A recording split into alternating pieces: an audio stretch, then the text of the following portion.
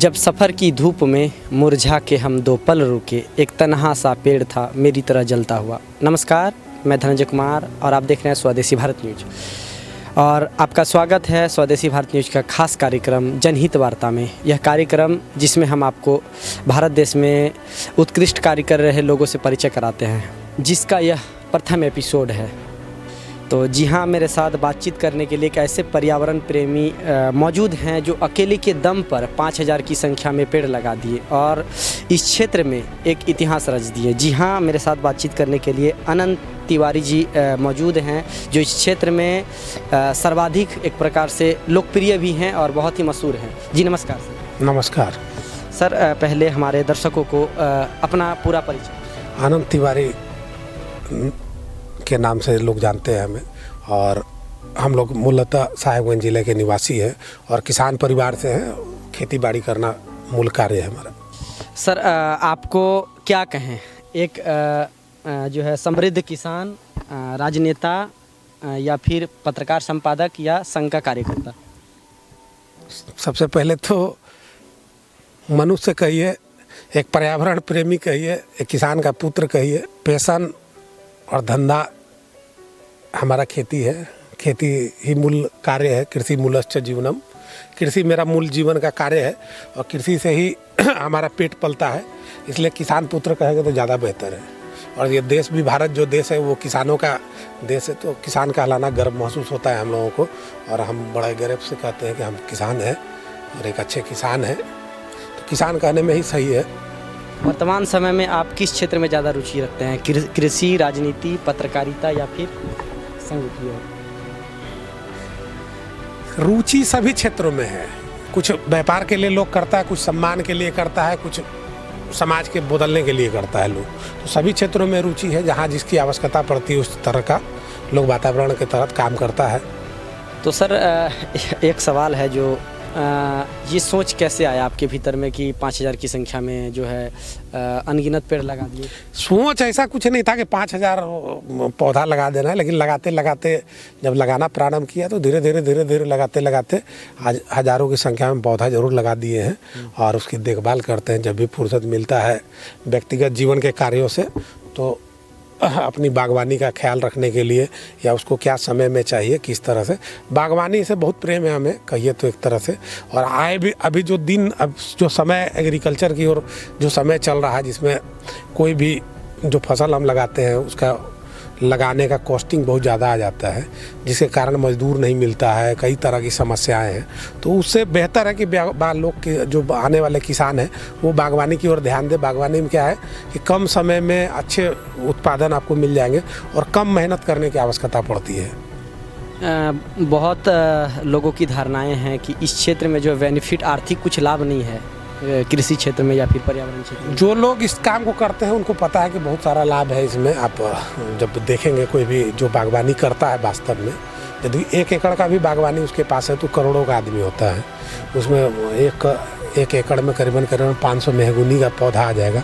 और एक मेहगुनी का पौधा यदि आप 50,000 के दर से भी लगाते हैं तो करीबन 500 से 700 पौधा आएगा 1 एकड़ में। तो 700 पौधा का मूल्य आप 50,000 के दर से जोड़ लीजिए कितना का आई। ये जो समय है वो 20 साल के अवधि में पूर्ण हो जाएगा। तो आप सोचिए कितना का डिफरेंट है। आप 1 एकड़ में यदि खेती करेंगे तो आपको 10,000 एक फसल से आएगा। तो मान लीजिए 2 फसल भी आप लेते हैं तो 20 से 30,000 रुपये आपको सालाना इनकम है। लेकिन आप 500 से 700 पौधा 50,000 के दर से 20 साल में आप जोड़ कर देखिए क्या लाभ और क्या घाटा है उस पर। अच्छा, इतने संख्या में जो आप पेड़ लगाए हैं वो कितना बड़ा एरिया में लगा होगा सर? करीबन 10 एकड़ के आसपास के ज़मीन पे मेरे पास करीबन 38 प्लॉट है।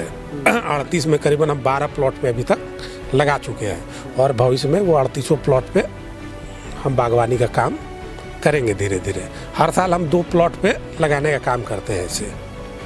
आप जैसे पर्यावरण प्रेमी एक तरफ देखते हैं कि छत्तीसगढ़ के हसदेव जंगल में इतने दिनों से जो है आंदोलन चल रहा है और 50,000 की संख्या में पेड़ों की बलि चढ़ चुकी है और अभी 2.5 लाख पेड़ काटे जाने हैं। तो इसको आप जैसे पर्यावरण प्रेमी इतने श्रम और इतने कष्टों के बावजूद भी जब इतनी संख्या में पेड़ लगाते हैं तो आप लोग को कैसा प्रतीत होता है और कैसा महसूस करते हैं जब ये सब ऐसी दृश्य को देखते हैं? तो देखिए, जैसे जैसे देश बदलेगा ना वैसे वैसे पौधे लगेंगे भी और कटेंगे भी। समय के साथ उसकी आवश्यकता है भी कटने की और उसको लगाने की आवश्यकता भी है। तो यदि कोई विकास, जिस तरह के देश में विकास का कार्य चल रहा है, तो निश्चित तौर पे पौधे कटते हैं और कटना भी चाहिए। यदि पौधे नहीं कटेंगे तो सड़क नहीं बनेगी, स्कूलें नहीं बनेंगे, अस्पताल नहीं बनेगा।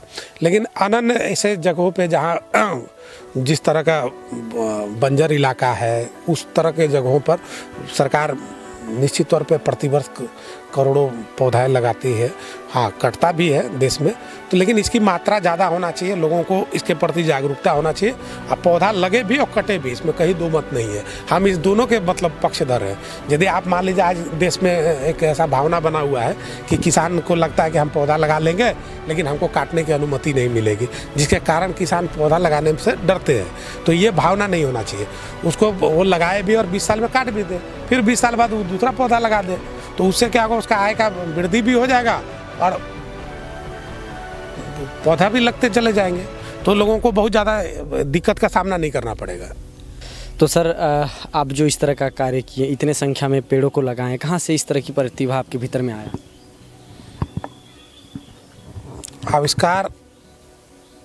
आवश्यकता आविष्कार की जननी होती है। मेरे पास ज़मीन था। वर्तमान समय में कृषि का जो स्थिति है, बारिश का हो, सुखाड़, अनन्य मजदूर का पलायन, मजदूर नहीं मिलना कृषि के क्षेत्र में, या कृषि में लाभ ना होना, कृषि में जो लाभ होना, जिस तरह से लाभ होना चाहिए हो नहीं रहा है।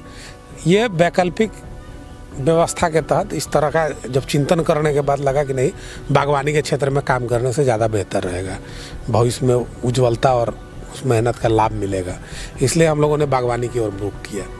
जो दर्शक देख रहे हैं, अगर उनमें से कोई किसान है और उनके पास खाली ज़मीन पड़ा हो, तो वो किस तरह से जो है इस तरह के वृक्षों को लगा सकते हैं? थोड़ा सा कुछ देखिए, वृक्ष लगाने के लिए सरकार के पास भी योजना है, लेकिन योजना से पहले मनोस्थिति बनाना पड़ेगा। किसी भी योजना को लागू करना या वृक्षारोपण मनोस्थिति है, तो मनोस्थिति लोगों को पैदा करना चाहिए। अपने घर में कोई अनुष्ठान हो, किसी बच्चे का जन्मदिन हो या व्यक्तिगत उसका जन्मदिन हो, तो उस अवसर पर भी 2-4 पौधा जरूर लगाना चाहिए। इस तरह लगाते लगाते उनके परिवार में मान लीजिए 10 लोग हैं, तो साल भर में 10 पौधा लगेगा और उसका भरण पोषण एक व्यवस्था बनेगी, तो निश्चित तौर पे वो आने वाला समय में एक लंबा पैसा भी देगा और पर्यावरण के प्रति आपकी जो प्रेम है वो भी सामने लोगों का आएगा और उससे समाज को, गांव को, आपको, सबको भला होगा उससे। सर ने एक बहुत बड़ी बात कह दी कि जितने जो भी आप सभी दर्शक देख रहे हैं, अगर आप अपने जन्मदिन हो या फिर जन्मदिन में अगर आप एक एक वृक्ष को लगाएंगे तो ये एक जो है अच्छा रास्ता है वृक्षों को लगाने के लिए। सर, अब आपसे ये पूछेंगे कि जो आप इतने संख्या में आप पेड़ों को लगाएं, आपको सरकार की ओर से योजनाओं का कोई लाभ मिला है या नहीं? सरकार के तरफ से योजनाओं का लाभ मिला है, निश्चित तौर पर कुछ जगह पे मिला है, कहीं नहीं भी मिलता है, कहीं मिलता है। सरकार कई तरह की योजनाएं इस क्षेत्र में चलाती है। मुख्यमंत्री जनमन योजना चल रही थी, अभी मनरेगा में भी योजना है। तो इस तरह के कई योजना है जिससे आप जुड़ सकते हैं। जिला के कृषि पदाधिकारी से, जिला के जो डीडीसी हैं, उप विकास आयुक्त, उनके माध्यम से, उपायुक्त के माध्यम से योजनाओं का लाभ आप ले सकते हैं। सर, आज़ादी के टाइम पे यानी 1947 के टाइम पे 58% जंगल हुआ करता था, अभी जो है 28% जंगल रह चुका है। तो आपको क्या लगता है कि जनसंख्या के अनुसार इतने ही मात्रा में जंगल रह गया है, तो क्या यह पर्याप्त है या फिर इसको आप कैसे देखते हैं? जैसे जैसे जनसंख्या वृद्धि होगा, समाज में इंफ्रास्ट्रक्चर की आवश्यकता पड़ेगी और जब इंफ्रास्ट्रक्चर का आवश्यकता पड़ेगा तो निश्चित तौर पर वृक्ष का कटाई होगा, स्थान चाहिए, जगह चाहिए, तो उस तरह की व्यवस्थाएं आएगी। लेकिन वैकल्पिक व्यवस्था ये है कि किसी भी क्षेत्र में किसान को जागरूक करना पड़ेगा आपको। किसान को यदि जागरूकता किसान के बीच में आएगी, किसान में एक बराती है कि लोग पौधा लगाने के बाद उनको लगता है कि सरकार उसको काटने नहीं देगी, तो कॉमर्शियल खेती की ओर लोगों को ये करना पड़ेगा, जागरूकता करना पड़ेगा और सरकार को भी इस ओर ध्यान देना चाहिए, किसानों को प्रोत्साहित करे और किसानों के मेड़ पर भी भारी मात्रा में वृक्षारोपण का काम लोग करवा सकते हैं। सर, एपिसोड के अंत में आप जो भी हमारे दर्शक हैं उनको क्या संदेश देना चाहेंगे एक पर्यावरण प्रेमी होने के नाते? सभी लोगों को, समाज में रहने वाले हर व्यक्ति का एक दायित्व समाज के प्रति है कि समाज को स्वच्छ रखे, स्वस्थ रखे। और समाज को स्वस्थ और स्वच्छ रखने में पर्यावरण का बहुत बड़ी भूमिका है और उस भूमिका के तहत निश्चित तौर पे पौधा लगाने का, और पौधा को लगाना ही नहीं, पौधा को लगा करके उसको बचाने का, उसको डेवलप करने का काम लोगों को करना चाहिए, ताकि भविष्य में उसको पैसा भी मिलेगा और एक अच्छा मैसेज भी जाएगा। जी, बहुत बहुत धन्यवाद। आपको भी बहुत बहुत धन्यवाद, सभी दर्शकों को भी बहुत बहुत धन्यवाद। तो आप देखिए, हम अभी जो है संथाल परगना क्षेत्र में एक प्रसिद्ध राजनेता कह लीजिए, पत्रकार संपादक कह लीजिए, या फिर संघ का कार्यकर्ता कह लीजिए, या फिर पर्यावरण प्रेमी कह लीजिए, जो अकेले 5000 की संख्या में पेड़ों को लगाए हुए हैं और उनका देखरेख कर रहे हैं। ये बहुत बड़ी बात। तो जो है आप हमारा जो कार्यक्रम है जनहित वार्ता, इस कार्यक्रम में आप देखेंगे आने वाले समय में कि हम जो भारत देश में जो उत्कृष्ट कार्य कर रहे लोग हैं उन लोगों से हम परिचय कराएंगे और उनसे बातचीत करके आपको भी कुछ सीखने को मिलेगा और हम भी कुछ दिखा सके आप दर्शकों के लिए। तो इस एपिसोड में इतना ही, एक मैसेज के साथ कि जिस दिन मरोगे एक पेड़ साथ लेके जलोगे, प्रकृति का जो कर्ज है वह तो चुका दो यारो, जीते जी एक पेड़ तो लगा दो यारो। बहुत बहुत धन्यवाद। हम जल्द मिलेंगे एक नए एपिसोड के लिए, तब तक के लिए बने रहिए स्वदेशी भारत न्यूज। और धन्यवाद। जय हिंद, वंदे मातरम, जय माँ भारती।